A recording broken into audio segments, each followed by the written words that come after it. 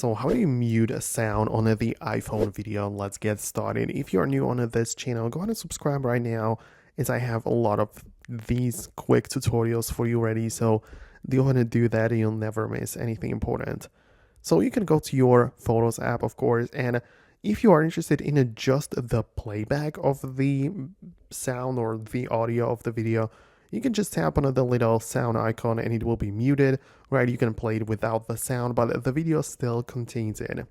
In order to remove that completely, tap on the edit button right here.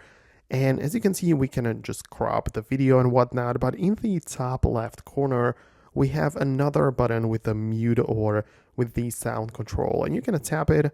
You can see that the sound has now been removed and you need to hit done to save it.